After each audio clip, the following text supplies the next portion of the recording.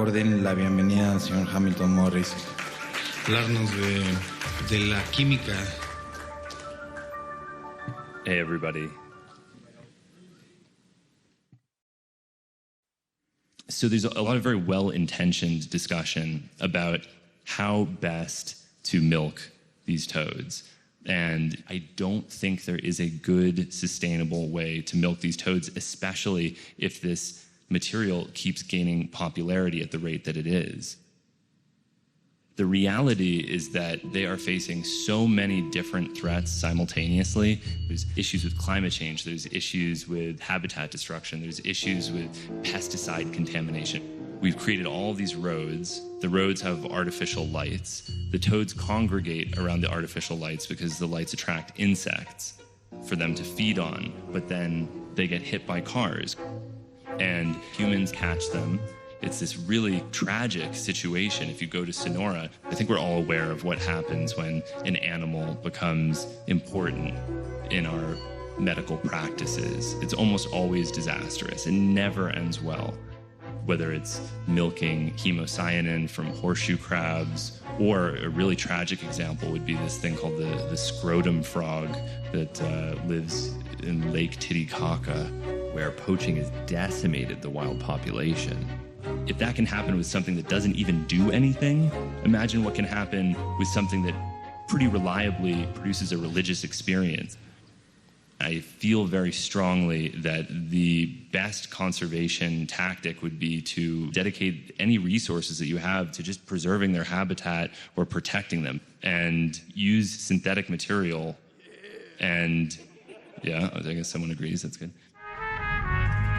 Now, due to the globalization of the chemical trade, you can get the precursors to make 5-MeO-DMT, which are completely legal internationally. It's, 5-methoxytryptamine is a metabolite of melatonin, and produce it very inexpensively synthetically on as large a scale as you want. Doesn't have to involve toads at all. This is a lucky situation. There's a way to do it sustainably, and I think we should really seriously consider this. 5-MeO-DMT is a controlled substance in the United States, but I'm in Mexico where it is uncontrolled, to show that this is a viable replacement for toads, because I believe one person can produce enough 5-MeO-DMT to supply everyone that would ever want it. 100 grams of 5-methoxytryptamine freebase is dissolved in methanol with vigorous magnetic stirring. A thermometer probe is inserted into the methanolic 5-methoxytryptamine, and the solution is cooled until it nears 0 degrees Celsius. Aqueous potassium hydroxide is used to dissolve and stabilize 100 grams of sodium borohydride, and the solution is transferred into an addition funnel.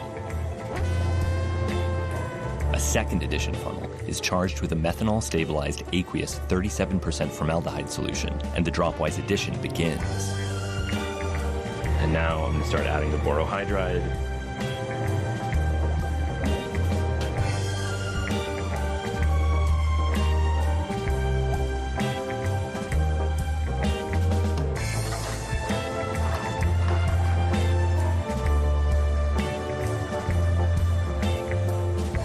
Lone pair electrons on the basic nitrogen attack formaldehyde's carbonyl carbon, forming an imine and water.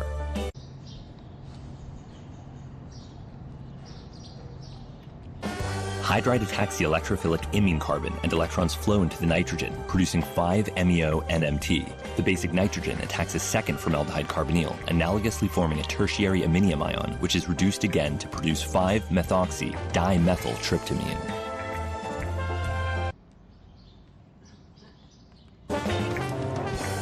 Yes, complete transformation of the starting material. Borate salts gradually precipitate, and the solvent volume is reduced by overnight heating. As the methanol evaporates, 5-MeO-DMT precipitates as a brown oil and coalesces on the surface. Pretty beautiful.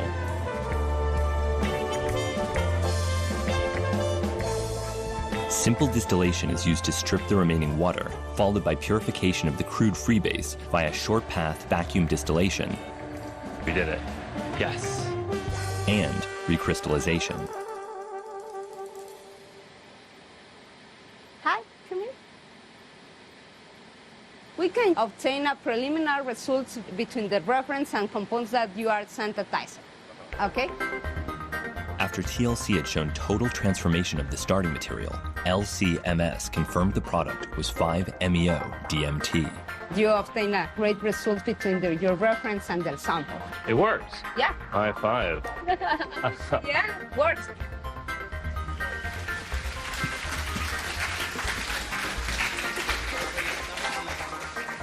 Time for questions. Okay.